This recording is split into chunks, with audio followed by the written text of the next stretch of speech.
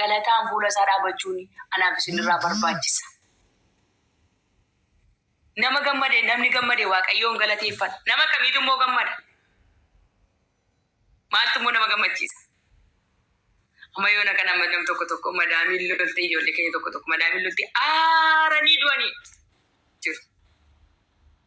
Utuma deemanii immoo dhaqanii sagalee Waaqayyo nama sagalee dubbatu tokko jala seenaa. Gaafa sagalee san dhagaanii nama irraanfachiisa. Sallo lamaan sana. Maaliif beektu inni kun hin caala waan ta'eef isa kana kan madaalutu hin jiru. Nagaa namaaf laata. Du'a keessaa gara jireenyaatti nama fida. Waan hundumaa keessaa gara ofiisaatti nama waama. Inni kun hin caala Yesuus. Kanaaf warri Waaqayyootti gammadan, warri oolchuu isaa beekan, warri yeroo hundumaa maqaa isaa jajatan, warri yeroo hundumaa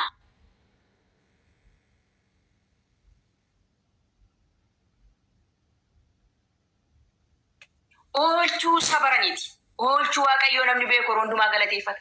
Oolchuu Waaqayyoo namni beeku yeroo hundumaa isa jajata.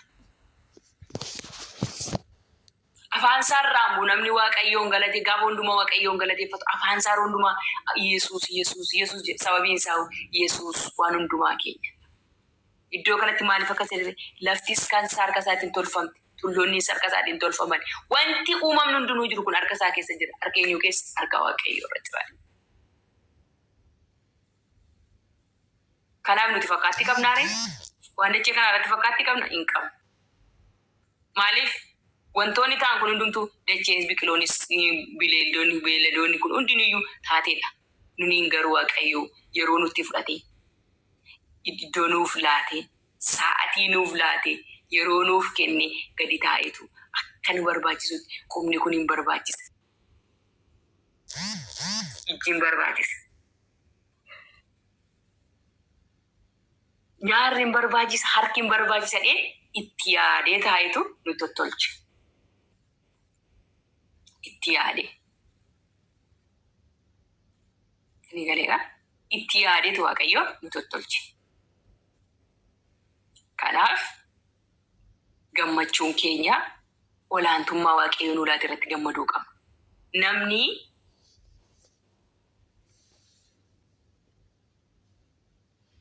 Namni gaafa hundumaa Waaqayyootti dhiyaatu, namni yeroo hundumaa fuula Waaqayyootti dhiyaatu, yeroo hundumaa namni Waaqayyoon amanatu oolchuu Waaqayyoo ofirratti beeka.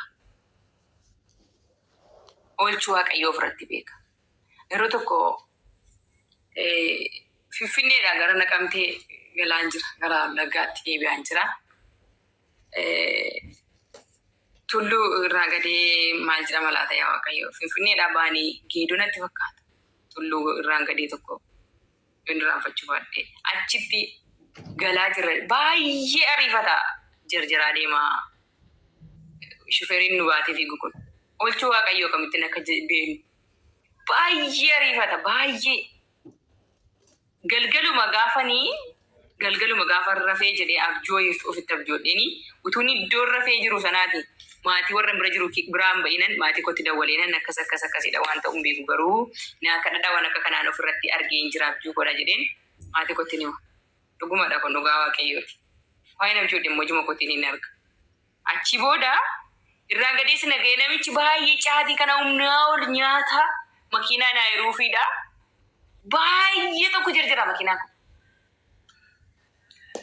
Isa fiigichaa osoo hin taane bakka mariitti naqee gadhiiseetu sirba baneetu sirba duukaa maraataa deema. Bakka namni as keessa jira jedhee akka waan ofiisaa duwwaatti ilaalaa fiiga. Sanii booda irraan gadee geedoo sana asii gadi gara Wallaggaatti gaafa deebi'amu. Gaafa dandee marfata irraan gadee makiinan irraan gadee qabatu balballi nani itti hirkadhee akkasitti taa'u asiitii sana biraa ganaxxalamu naan lafa fuudhamuu hin danda'amne keessa dhaqee bu'e. Irraan gadeedha lafi isaa bowwaadha. Asii gaafa itti barru tabbarra darbe dhaqeetu walakkaa lagaatti keessatti bu'e. Anatu itti hirkatee taa'aa jira. Ani garuu akkana taa'aa jira gurra koo keessa wanti ni galfadheen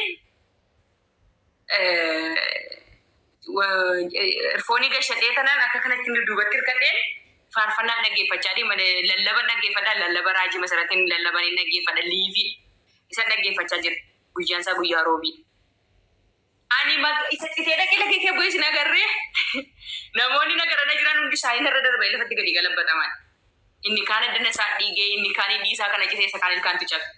Dhugaa waaqayyoo isa jiraata. Narra darbanii lafatti gadi galabbatamanii makiina nama fiigee dhaqeetu namichi marii qabeetu girgiddaatti tabbatti qabee dhaqee baarzaashoo itti gashee gaafa ni dhaabu.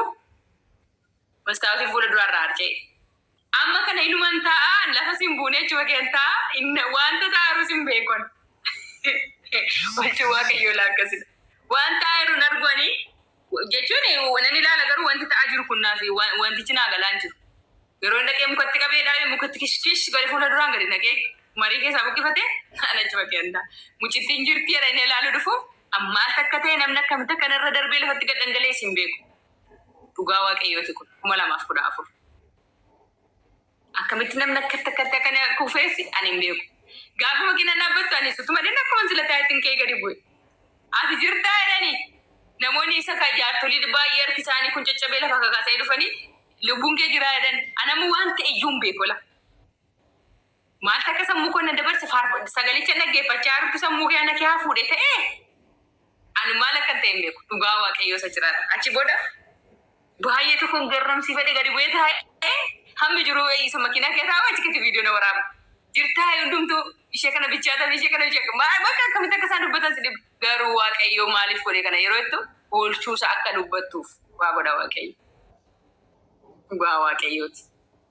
Oolchuusa gaafa hundumaa akka dubbannuu fi waaqayyoo waan haaraa godha jecha. Ani garuu dhugaa dubbachuu fi maal akka ta'eerus hin beeku gaafa hin qabu nagaadhaan. Akka fayyadu wayii taateedhaniiti ani fayyaama kun. Gurra korra irfoon hin bukkin maaliif inni nu oolchine na oolchi sun isa caalu waan ta'eef. Inni na wajjin jiru sun isa makiinitti qabumini isa galaana iyyuu gargariree lafa gogaa godheedha waan ta'eef. Waan harki namaa oomishe kana miti ofii isaati isa galaana harka isaanii taasee afaan isaatiin diriirsee iyyuu gargarireetu lafa gogaa godhe yookiin lafa onaa godhe saba Israa'eliin kee dabarsedha waan ta'eef inni kun isa caalu waan ta'eef isa kanatti gammadee jiran. Isatu sammuu kana fudhatee jira jechuudha. Kanaaf waaqayyo yeroo kamiyyuu waan nuti jennee sagalateeffannu qaba mana keenya. Waan nuyi oollee sagalateeffannu danuu qaba. Yaadannu malee. Gaafa ofirra dhabnee namni iyyuu nurraa gore iddootti inni fira nuu ta'eera jira. Garuu beennee hin galateeffannu. Hin dagan. Hin irraanfannu. Hin daganna maala. Oolchuu waaqayyoo isa kaleessa oolle sana hin daganna yeroo tokko tokko. Al tokko tokko mosuma waaqayyoo nu oolche kan dubbachuu sodaanna. Hin qaanaa namni tokko amma ijoollee tokko na ilaala. Yeroo tokko namni kamiyyuu hin qaanaa. Yoo faarfatu godhanii sodaata. Lallabii godhanii sodaata. Maaliif beektu? Beektu. Nuyi warri oolle harka waaqayyooti warri geggeeffame. Warri kaleessayyuu harki waaqayyoo nu gargaaree isa keessaa baane kattaarraa argamne sana beekna. Kattaa isatti baqannee oolle sana beekna. Nama hundumaaf hin galu. Inni nuyi itti baqannee oolle immoo isa nu baasudha malee isa nu nyaatu miti. Isa nu oolchedha malee isa nu qaanesse miti. Isa nu cabse miti. Isa nu gargaaredha. Galanni waaqayyoo isa jiraataadhaaf. Maqaan waaqayyoo bara baraan kan eebbifamu yaa ta'u. Inni kanaaf waaqayyoo gooftaan isin haa eebbisu eebbifamaa warra jirtan kuni waaqayyoo baraaf jireenya keessan haa eebbisu. Egaa dhaloonni sochookeera gaggaleera. Egaa warri jirtan sagalee waaqayyoo naa wayya jettanii warri teessanii waaqayyoo bara keessan jireenya keessan haa eebbisu. Ani baay'ee namaatti dhimma hin qabu. Nama 50 yoo dubbadde nama 5 yoo dubbadde nama tokkotti yoo dubbadde ani suma san wangeelli mootummaa waaqayyoo hin geddaramu. Dubbiin waaqayyoo samiif dachee kana utubee jiru waan ta'eef dubbiin waaqayyootti hin qaanamu. Waan dubbannu tokkotti illee sagalee dubbachuu keenya kun gorra gaanuuf ba'a. Haala nuni keessa dhaabannee dubbii waaqayyoo dubbannu kun gorra gaanuuf ba'a. Warra utuu yeroo qabanii dhibbaanu kan ta'an yeroo hin qabne keessa yeroo keenya ishee xiqqoo keessa dhaabanne yeroo qulqullumaa waaqayyoo dubbannu waan nuti har'a dubbanne kuni gorra gaanuuf ba'a jechuudha. Galanni waaqayyoo isa jiraataadhaaf. Kanaaf nu waaqayyoo namanatu hin oola. Kattaarraa argame beeka lafatti baqatee oola. Inni immoo Yesuus Kiristoos. Attichi ni jiraataan Yesuusidha. Ameen. Namni kattaa isa jiraataa kanatti baqatu immoo yeroo hundumaa isa jiraataa duukaa jiraata. Ameen, ameen, ameen, ameen, ameen. Kanaaf namni hundumtuu waan dubbatuuf waan jedhuuf yeroo dubbatu garuu akkatti dubbatu wallaan waan jedhu wallaan Lakki boonuu warra imaanaa dhalootaa baatu. Warra imaanaa Yesuus nurkaa qabu. Warra inni jireenyatti nu waame. Warra jaallatee gara ofii isaatiitti nu waame keessaa warra tokko waan taaneef waan jennee isa galateeffannu mana keenyaan namni. Waan jennee isa galateeffannu bara keenya keessatti namni. Galanni Waaqayyoo mana keenya keessa jira. Nurraa qaba Waaqayyo sila. Har'uma ganama kanaa kaase. Mee ganamuma kanaa kaase Waaqayyo waan nu wajjin qabu. Baay'ee nu wajjira Waaqayyo. Akka tasaa fe'amanii du'u. Akka tasaa kufanii du'u. Balaa makiinaatiin godhe Waaqayyo nu wajjira. Kan hundumaa kanaaf oolchuu Waaqayyoo beekuu keenya immoo akka isa galateeffannu godha. Akka nuyi isa galateeffannu. Kanaaf namni Waaqayyoon galateeffatu immoo yeroo hundumaa galatatu mana isaa jira. Yeroo hundumaa gammada. Dhugaa marti gammada namni Waaqayyoo. Macaafni qulqulluun kun seenaa miti jireenyadha. Namoonni tokko akka seenaatti dubbatanii yeroo tokko akka seenaatti dubbatanii darbu. Akka seenaatti haasa'anii darbu. Seenaa miti macaafni qulqulluun jireenya dhala namaa.